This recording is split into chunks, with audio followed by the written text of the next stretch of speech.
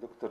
Darkom Štrajnom danes predstavlja prevod Gilesa Deleuza Podoba čas, katerega največji del je prevedla kolegica Jelka Karnev-Štrajn.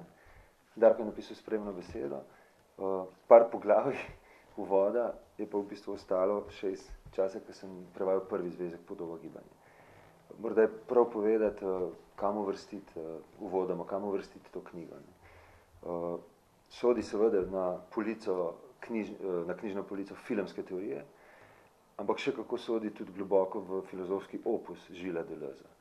Če bi malo pogledali letnici, namreč gre za knjigo v dveh zvezkih, in to je drugi zvezek, prvi je bil Podoba gibanja. Deleuze je Podobo gibanja napisal leta 1983, Podobo čas pa leta 1985. Tik pred tema dvema knjigama je Deleuze napisal knjigo Francis Bacon, Logika občutja. Bil je torej že globoko v svetu podob, bil je globoko v svetu negibnih, pa vendar zelo strastnih Baconovih podob. Potem pa v resnici sledite samo še dve veliki knjigi, Guba, Le Pli in pa Kaj je filozofija. To pomeni, da je morda s tema dvema knjigama izstopil iz svojega običajnega filozofskega opusa, da se je na nek način ukvarjal s filmom. Mi, ki smo malo potem študirali v Parizu, so nam tako hoteli anekdotično povedati, veste, to je zato, ker je bila takrat njegova hčerka na FEMIS, na filmski šoli, in so zelo veliko filmov gledal z njo, ampak seveda ne gre za to. Jaz mislim, da je se skozi Deleuzov opus nakazovalo, da bo prišel trenutek, ko bo treba govoriti o filmu kot o umetnosti. In zato ustrajam na tem Francisu Baconu kot uvodu in potem na nek način dveh delih. Morda samo za začetek, v čem je novum te druge knjige, Podobe časa. Ločnica med obema zvezkoma je v resnici ločnica druge svetovne vojne, ali če bi hoteli tako dosti schematsko, med klasičnim in modernim filmom. In tisto, kar v bistvu nam Deleuze hoče s Podobo časom povedati, je, da je obstajalo 40-50 let, ko se je film s podobami gibanj znal približati času na način, da je zmonteral gibanje skupaj, da smo zaslutili čas, da nam pa v bistvu ni dal časa v prvi osebi.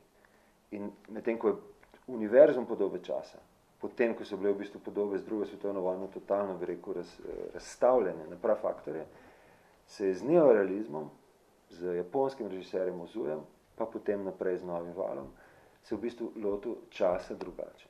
Morda je to za uvod, da smo v bistvu v univerzumu časa bolj pa kot gibanje, čeprav imamo pravka z gibljivimi podobami. Ja, seveda, žal se moram tudi strinjati, ne? Ampak bom rekel takole, seveda, ne, treba je vsekako računati, da je ta knjiga Podoba čas, vendarle, ne, se navezuje tudi na prvo knjigo, ne? In konec koncev imamo tukaj tudi neko poglavje, ki se imenuje rekapitulacija. Rekapitulacija, v kateri govori pravzaprav o znakih. Govori o znakih Deleuze zato, da bi pravzaprav pokazal, da je film nekaj, kar ne moremo obvladati samo s teorijo znakov. Ne. To je recimo neko njegovo soočenje z takrat dokaj, ko bi rekel, propulzivno filmsko semiotiko, ne, tako dalje.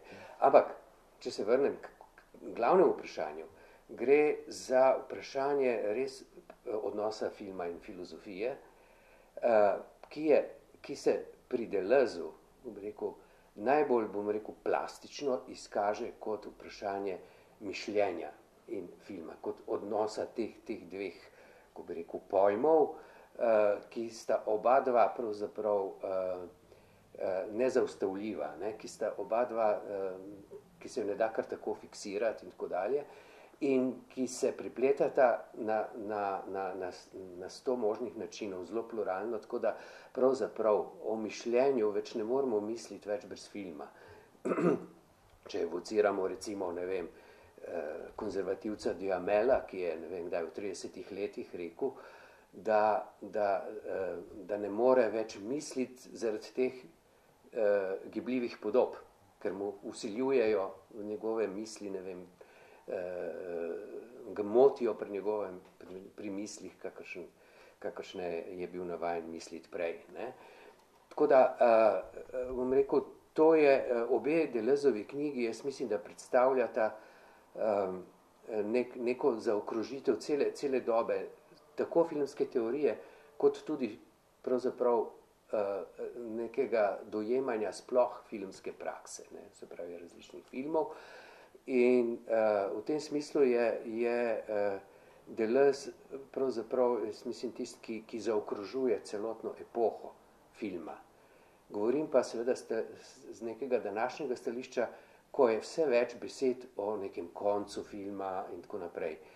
Ja, mislim, gotovo, tudi Deleuze je to predvidel. Na koncu, mislim, tam nekje v zadnjem poglavju, že sluti, ne, da tehnologija prinaša neke bistvene spremembe, pa ne samo tehnologija z, ne, mislim, vso drugo pluraliteto, z vso drugo dinamiko, prinaša za film, kakršnega je on pač poznal in ga spoznal in interpretiral in pa ne samo razlagal, pravzaprav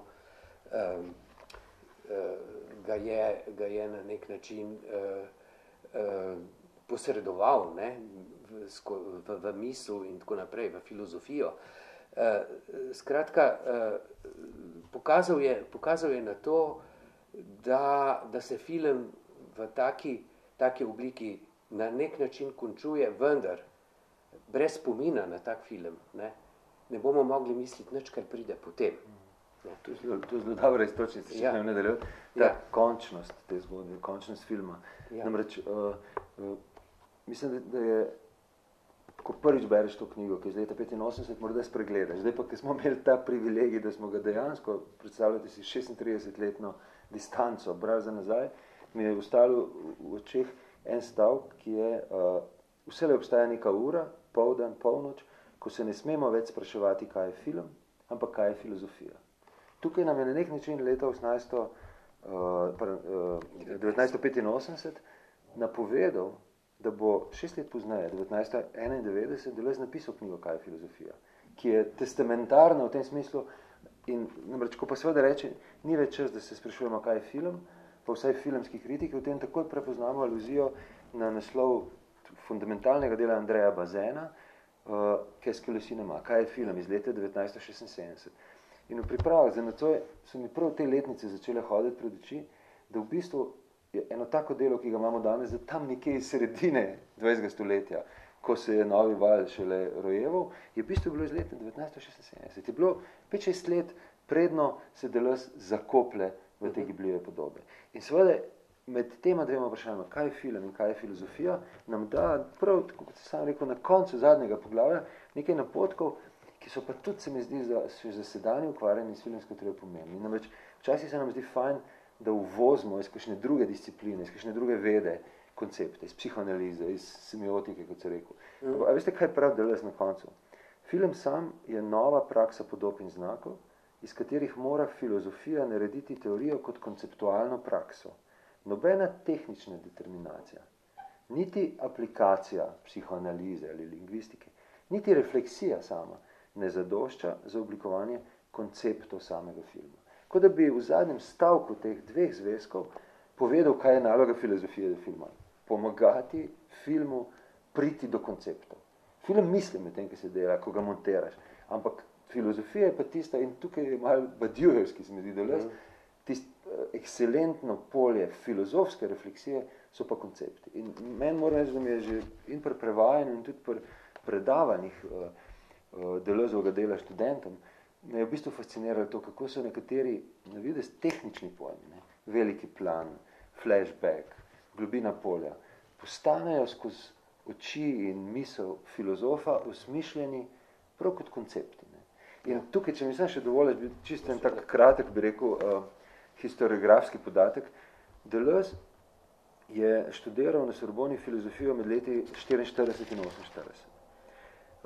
Potem, in recimo, predstavljate si, poslušal je Žana Hippolyta, ki napisal eno najpomembnejših knjig o fenomenologiji duha Heglovi, njegov sošolec je bil pa François Châtelet, ki je potem podpisal to veliko zgodovino filozofije.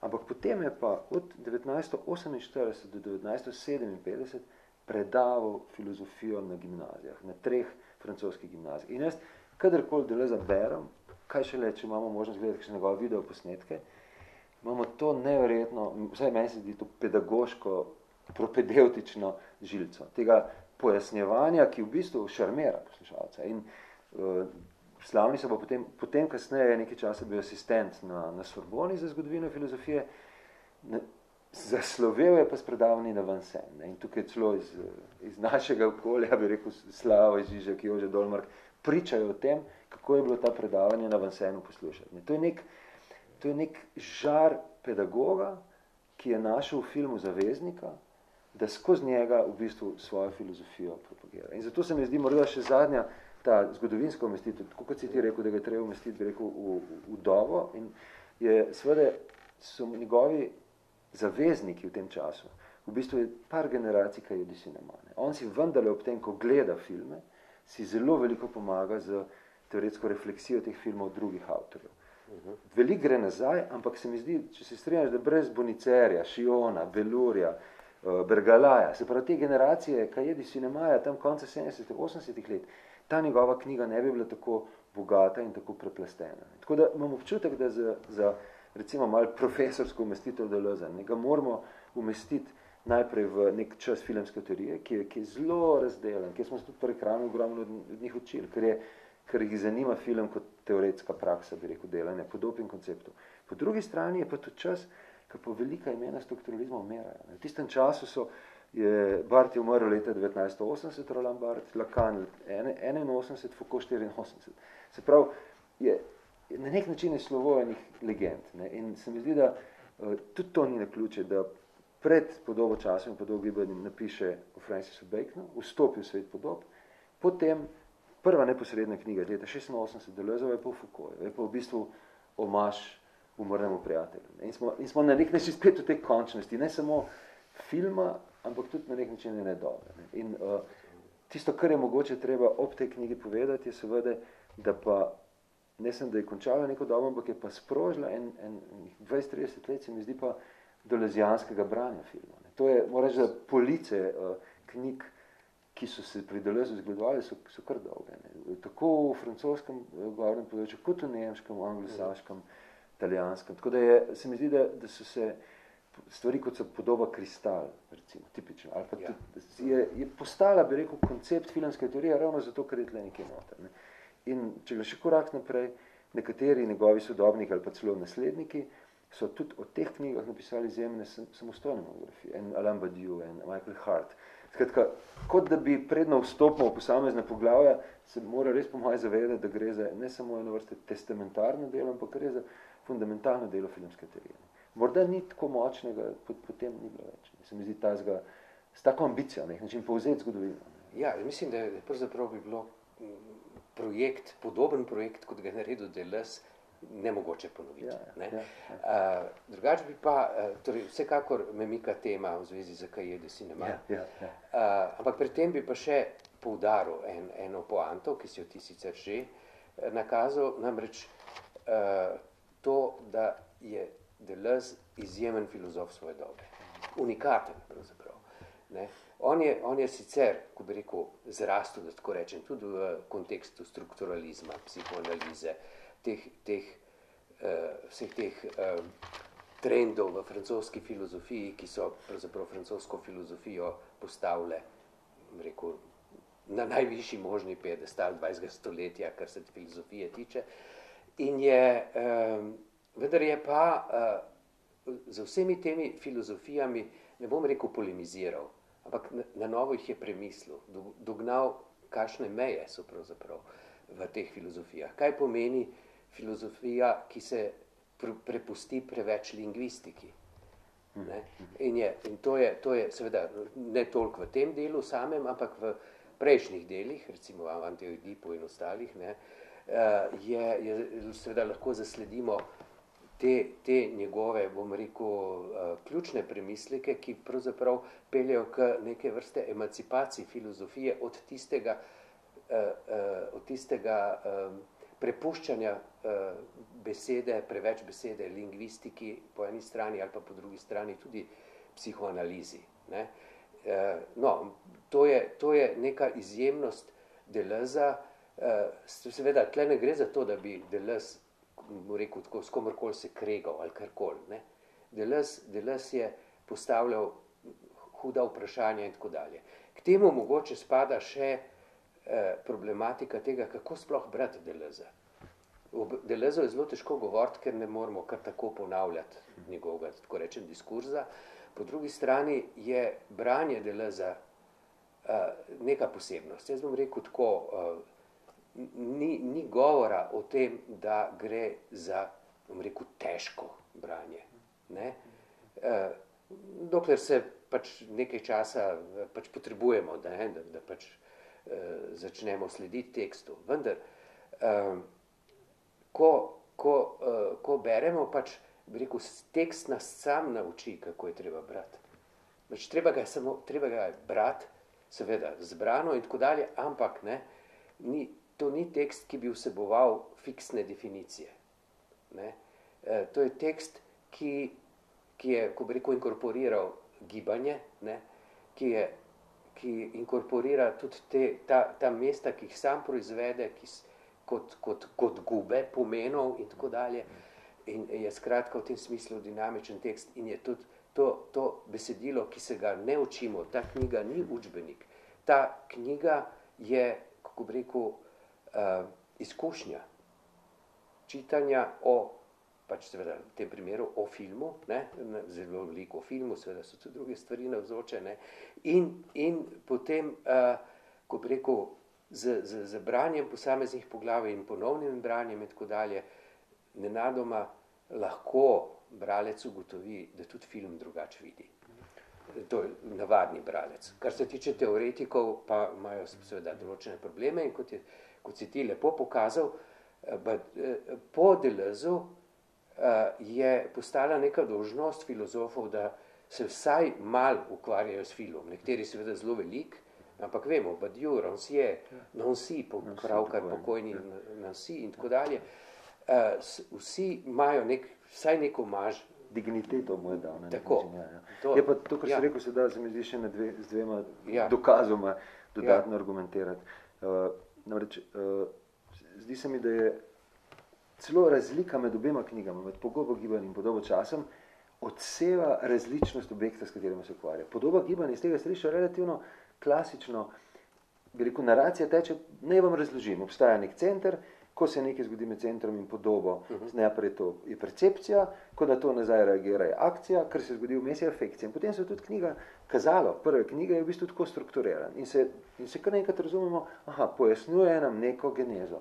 Druga knjiga, ta, s katero se danes ukvarjamo, ker ima opravka z raztreščenim svetom po drugi svetovni vojni, kjer slike ne držijo več skupaj, kjer slike pa zvoki ravno, bi rekel, iščejo, v čem so različni, da ne bi rekel, so upadali. Se mi zdi, tudi knjiga razpade, ne? In ga v enem trenutku ga zanima vprašanje spomina in sanj, če pa bi malo zavrtel nazaj, kaj pa mišljenje, malo nazaj, kaj pa zvoki. Ne? Se mi zdi, da je ta celo v strukturiranju samega kazala, se mi zdi, da se že to zgodi. Ne? Točno, ja. In tlele, tukaj igra vlogo Cahiers de Cinema, njegovo branje Cahiers de Cinema, ker Cahiers de Cinema je, ko bi rekel, križišče več fenomenov, no? Vsekakor fenomena francoskega novega vala, potem bom tako rekel tudi nekih družbenih dogajanj v širšem smislu, kot je bila revolucija leta 68. Konec koncev, Deleuze je napisal svojo prvo veliko knjigo točno leta 68. Ne? Ampak, predvsem pisanje revije Cahiers de Cinema jaz mislim, v neki, kot je že povedal Stojan, je v neki interakciji, ne, z Deleuzovim delom o filmu, za katerega, jaz mislim, tako so mi povedali v Parizu, za katerega pravzaprav marsikdo sploh ni vedel, da poteka. Ne. Zgledali je, da je Deleuze pač nek produktiven avtor, ki skupaj z Guattarijem piše debele knjige in tako dalje, ne, in da je ta človek še gledal filme. Ne. No, skratka. Ampak Cahiers de Cinema niso bile samo kritiška revija. Cahiers de Cinema so nosile celoten novi val. Ne?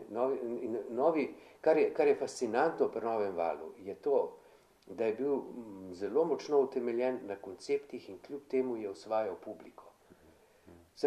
Zdaj pa tukaj jaz mislim, da je še veliko odprtih vprašanj, kako se je to lahko zgodilo, da je film z velikanskimi intelektualnimi naboji, če se spomnimo raznih filmov, recimo Godarja, Reneja, Anje Svardaja, malo svojska, ampak skratka, cele vrste filmov, pa ne vem, Garela, tako naprej, ne? Garel še zmeri dela, ne? In tako. Skratka, kako so te filmi imeli tak neverjeten učinek pravzaprav. No, druga stvar je pa seveda ta teorija, ki se je, bom tako rekel, na nek način kar sama formulirala v Cahiers de Cinema, vse do zadnjega, to zadnje se je pa zgodilo točno leta 21, ko je Kapital požrl, tako rečem, Cahiers de Cinema, pač odkupili so revijo, redakcija je odstopila in pač zdaj imamo nek drug Cahiers de Cinema, ki je pravzaprav ukradeni simbolni kapital. Ne? No, ampak kar je bolj pomembno, no, če pustimo te, skratka, tukaj je šlo za neko epohalno interakcijo med filozofom, filmom in seveda revijo in tukaj se vidi, ne, tako kot je bilo rečeno, da je Deleuze se je inspiriral z besedili, ki jih je Cahiers de Cinema objavljal. Pravzaprav tako rekel, ta besedila so ga včasih nesla v neke teme, ki jih mogoče sam niti ni predvidel, ni planiral, kakorkoli. No. Jaz sem recimo, meni se je zdela posebej zanimiva tematika transcendentalizma v filmu in do te teme je prišel, tako rekel, kot se kaže, kar dosti naključno. V Cahiers de Cinema je prebral prevod besedila Paula Schraderja o transcendentalizmu v filmu. Ne? In potem seveda je Paula Schraderja pač skritiziral v tem smislu, ker da Paul Schrader ne razume tematike transcendentalizma v evropski filozofiji, tako kot večina Američanov. Ne? In potem je seveda na tej podlagi, seveda preko tega, kako razumeti Ozuja predvsem, potem kako razumeti seveda Bressona in Dreyerja, je Deleuze pokazal na ta spregled transcendentalizma pri Paulu Schraderju. Ker za anglosaško, da tako rečem, malo ponostavljeno mišljenje, je razlika med transcendentalizmom in transcendentnim nerazvidna. Za njih je to samo neka terminologija. Ne? Je pa seveda gre tle za bistveno razliko in tukaj Deleuze dvigne prst in reče, treba se spomniti na Kanta. Kant je naredil to razliko transcendentalizma in transcendence in transcendentnosti. In transcendentno je ravno nasprotno transcendentalnosti, transcendentalnega. In preko tega pravzaprav zaznamo potem, da je film in predvsem ta film, ki Deleuze najbolj zanima, okupira in tako dalje, se pravi film, ki presega recimo tist film akcijo oziroma podobo akcijo, torej film v obliki podobe časa, tisti, ki pravzaprav temelji na ideji transcendentalnosti in zelo poenostavljeno rečeno, transcendentalnost temelji na a priornih konceptih. Najprej moramo zgraditi koncepte, da nekaj vidimo v realnosti. Tako zelo površno rečeno. Tle spet spregovori Deleuze, profesor filozofije, profesor zgodovine filozofije, tako kot recimo referira na Kanta, se mi zdi, da prav domenova, ker v bistvu danes še nisva, je pa na nek način osnovna filozofska podmena. Obeh teh knjig je Henri Bergson, relativno nepričakovano, kot da bi, se pravi, in tisto, kar on naredi, gre nazaj brati predvsem dve njegovi deli, Materijo in spomin in ustvarjalno evolucijo, in najde noter ne da bi ta eksplicitno omenil filme, ne, najde matrico, bi rekel, filmskega odnosa do podob. In se mi zdi, da danes, ko si prej zelo pomenil, naše branje Deleuza, ne, Deleuze s tem, ko gre tako podrobno v slike, v filmske slike, omogoči, da v kakšnem filmskem avtorju skoraj da napove, kaj bo ta kasneje delal. Jaz moram reči, da se mi to dogaja, recimo, ko poznavajoč, ne vem, recimo Wendersov opus naprej, končaš leta 85 in vidiš, da že samo z ukvarjanjem z takrat stanjem stvari, pa ameriškim prijateljem, je praktično je bilo že napovedan, kaj bo, bi rekel, do konca sveta, pa še kakšen. Se pravi, to ukvarjanje s časom odpre neke, ko bi rekel, vrzeli, neke lakune, kjer vstopi v sam, bi rekel, v same značilnosti posameznih avtorjev in kar vidi malo naprej v času. Tako da nočem uporabiti njegove besede vidčevstva, ne? Ampak ravno, če se vrnem na podobo Kristal kot centralno podobo časa, prav, da včasih film uspe zgostiti dva časa, neko preteklost, neko sedanjost, v take nerazličljive kristale, da se v njih vidi malo tudi, bi rekel, naprej. Ne? In se mi zdi, da ta zasidranost v zgodovini filozofije in ta drznost, da včasih kar napoveš malo, kam kateri oposodi, se mu je dejansko pri Bressonu, pri Wendersu se mu je obnesla. Drugač pa, moram reči, zadnjič, ko sva govorila v kinoteki o Ozuju, kot ene vrste prelomnem avtorju med podobo gibanjem in podobo časom. Če bi me danes vprašal, kateri avtor je pa simbol podobe časa, bi pa tako rekel Jean-Luc Godard. Ne? Se mi zdi, da je na prelomu, mi je fajn, ko si ga omenil, ker na prelomu obeh knjig dejansko stoji recimo Ozu pa neorealizem. Ampak če mu pa kdo da materijo za to, da piše v več poglavjih tako o tem, kako slike pa podobe ne grejo skupaj, kako ta rdeča ni kri, ampak je rdeča, kako je možno misel upeljati v film, je pa to dejansko Godard. In se mi zdi, glede na to, da gre za človeka, ki še danes na nek način ustvarja, pa pomislimo, bi rekel, kako se je začelo z poslednjega diha, potem razumemo, zakaj je v bistvu Deleuze verjetno fasciniral kot nek hkraten konceptualist, dobesedno, konceptualni umetnik, ne, in hkrati nekdo, ki je šel pa res globoko v te razmerja med slike in zvoke. In Godard, ne, Godard pravzaprav, tako rekel, na nek način vrača uslugo Deleuzu. Namreč Godard zdaj v zelo poznih letih, še zmeraj kadeč debele cigare in tako naprej, daje številne intervjuje. Ne? In to dostkrat, ko bi rekel, na zanimiv način. Na zadnje, kar sem videl, je bil intervju, ki ga je dal študentom neke šole za umetnost ali nekaj podobnega tam v Švici, tam blizu, kjer on stanuje, posnet z telefonom. Zdaj mu v zadnjem času so v Godarju sploh telefončki zelo všeč. In kaj je ta intervju? Seveda, zadnji Godarjev intervju v Cahiers du Cinéma, potem njegova tiskovna konferenca, mislim, da leta 2018 v Cannesu, in te vrste intervjuji, kot sem ga omenil, verjetno jih je več, kot sem jaz uspel zaslediti. Vsi ti diskurzi Godarja, ne, to se pravi v času, ko Godard verjetno fizično ne zmore več te dinamike kot nekoč, zelo veliko govori. In govori o filozofiji, zgodovini in podobnih stvareh. In njegove, ko bi rekel, refleksije, njegove spominjanja in tako dalje, v marsičem spominjajo na Deleuza. Rečeš, vendarle je bral Deleuza.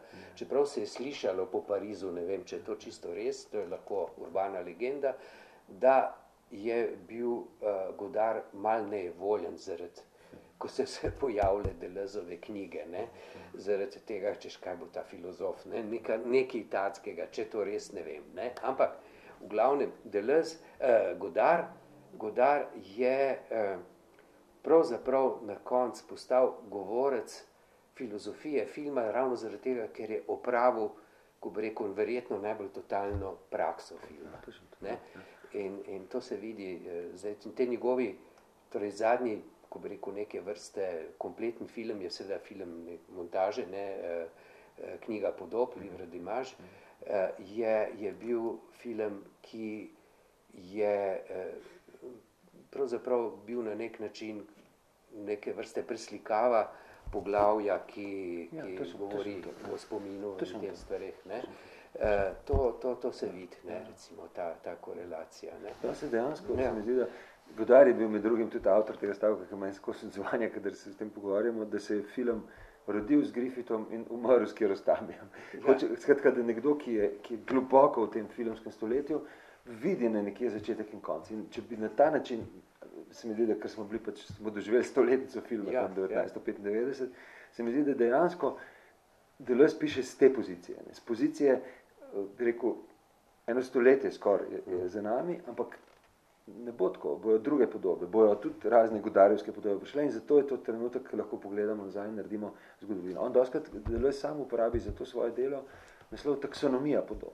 V bistvu vam nizam podobe, zato da bi se vam zgradil nek sistem, da bi včasih lažje videli, včasih bolje videli, včasih pa videli čez. Kiarostami, mimo grede, bo kratkem, bi rekel, integralna retrospektiva v kinoteki in se mi zdi, da je, če bi si človek kaj želel, je, da bi lahko bral Deleuze v Kiarostamiju. Ker se mi zdi, da bi bila v tej enostavnosti, pa v bistvu pa hkrati briljantni formalnosti Kiarostamovih filmov, videli smo kaj zapovedati. Jaz včasih tako, kadar kaj odkriješ, kakšnega režiserja, ki ga ni noter, se poigravaš s tem, kam bi ga umestil ta sistem. Ampak s tem pa, recimo, zdaj demonstriraš, da nekdo, ki je prebral Deleuze, več ne more misliti filma brez Deleuze. Mislim, s tem, da pa je Deleuze, mislim, da ta stavek je pa ponarodel, da je to Deleuze rekel, možgani so ekran. Oziroma, in tukaj je prišlo tudi do nekih interferenc, kako bi rekel, z znanostjo. Deleuze ni filozof, tiste vrste kontinentalni filozof, ki zviška gleda na znanost. Pozna in razume Heideggera, ampak nikoli ne bo rekel, kot Heidegger znanost ne misli. Deleuze se tudi opre na znanost, na matematiko, tako kot velik francoskih filozofov. Hkrati, recimo zlasti ta metafora kristala, podoba kristal. Skratka, to je, skratka, v filmu se gradijo kristali, pravzaprav. Pričemer dobi inspiracijo, mislim, da je to precej razvidno, pri takrat, dokaj obskurnem poljskem režiserju Zanusiju, ki je posnel film Struktura kristala o srečanju dveh znanstvenikov, ki razvijata dva različna odnosa do sveta. To je točno to, kar sem prej poslušal povedati s temi tehničnimi pojmi. Občutek imaš, da ima neko matrico branja, ki zašteka, kaj ima potencial koncepta. In to, kar sem prevajal, kaj je filozofija, je na začetku to, da je v bistvu, da je filozofija iznajdevanje konceptov, ampak iznajdeš jih lahko samo, če neka ustvarjalna nuja, ki te k temu sili. In tukaj imam dobesedno občutek, da, in tle imaš tudi prav, da ni nujno vedno, da gleda film. Včasih mu že branje, refleksije v filmu ustvari, in točno to, kot da bi včasih naslov enega filma omogočil, zdaj moram pa to konceptualizirati. In v tem je seveda izjemno pozoren gledalec, tudi, ko sem prej omenil to profesura njegovo, meni v parih teh videoposnetkih njegovih predavanj v filmu fasciniralo, kako elegantno povzame vsebino filmu, kako je z neko dramaturgijo, ne vem, recimo Kurosawinga Idiota, prav spomnim se, kako nam govori s tako tenzijo, kot da bi film gledal. In skozi se mi zdi, da je dejansko, sploh ne mislim to slabšalno, ampak da je bolj profesor kot filozof, da je res taki, ki zasluti nekje v enem delu, in potem čuti to nujo, da to prenese drugim. Bodi si, da govori v kamero za videoposnetek, bodi si, da predava na predavanje, bodi si, da dejansko, kot si rekel, da že sam akt pisanja knjige. In zato meni sploh ne čudi, da sta doskrat z Guattarijem pisala, kot tam pravi, kaj štiriročno. Če greš globoko noter, v bistvu prepoznaš, kdo je kaj pisal. Recimo, jaz sem imel v Keskela filozofiji, ki sta jo oba podpisala, prav tako se mi zdi, da vem, kdaj kdo kaj napisal. Ampak v resnici, če si pa predstavljaš, ima prvega bralca že v sopiscu. In zato se mi zdi ta, kako ne rečem, čist humana razsežnost Deleuza. nisem zaprt v nekem slenokoščenem stolpu, ampak v bistvu sprejemam impulze zato, da bi jih drugim lahko posredovane, konceptualizirane dal. Z tega stališča se mi zdi, da je dejansko to taka par excellence filozofska knjiga.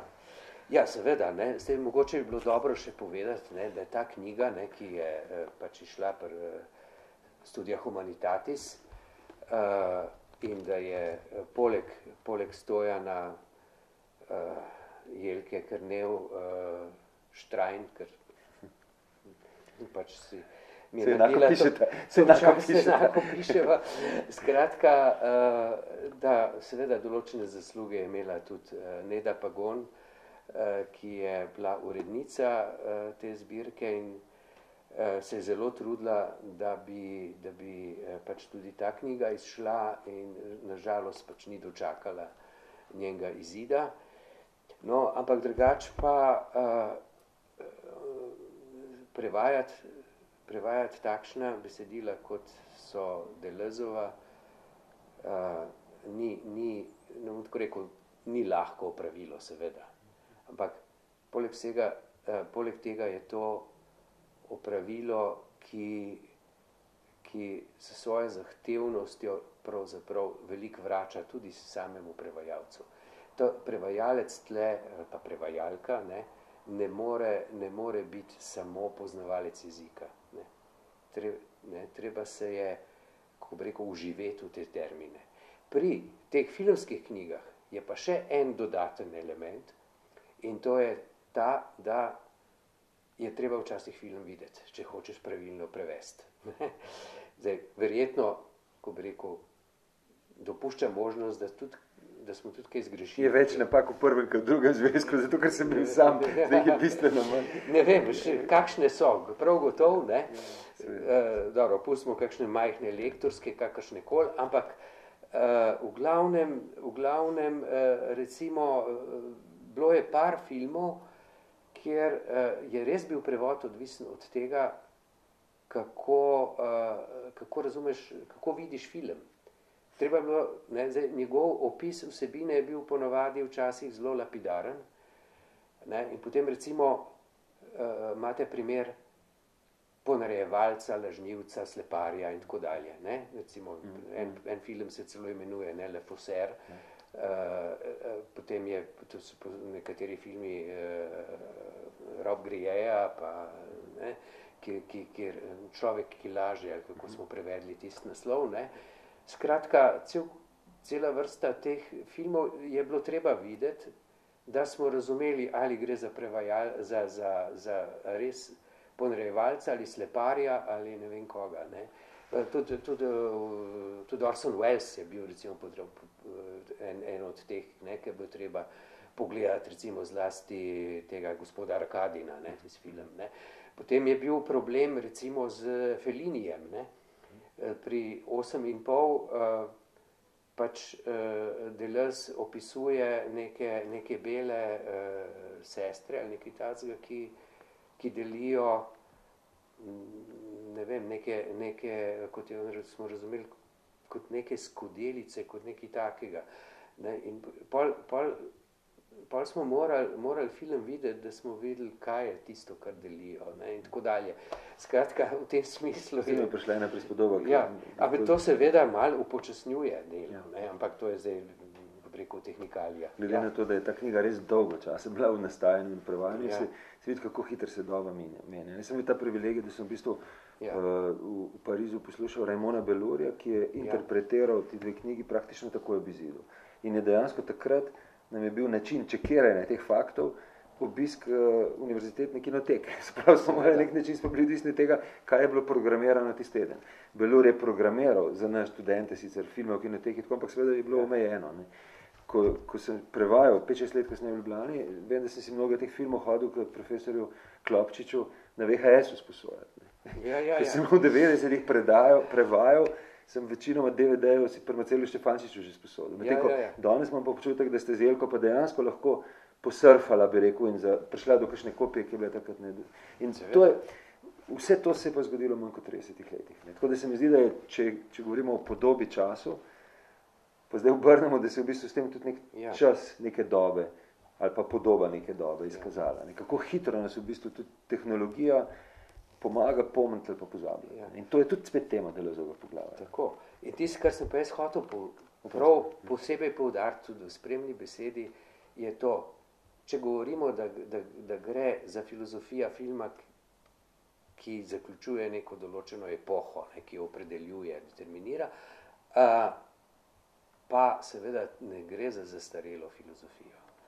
To, kar imamo zdaj, ko bi rekel, po tako imenovani smrti filma, ko imamo, ne vem, pač vse to omniprezenco digitalnosti, tega, čemu neka dva avtorja, ki se zdaj ne morem spomniti, ki se jo pa citiral, pravita soft image in podobne zadeve, algoritmi, te stvari, pravzaprav so lahko popolnoma doumljivi samo na podlagi te preteklosti, ki je doživela, ko bi rekel, neko genialno artikulacijo v Deleuzeovih knjigah.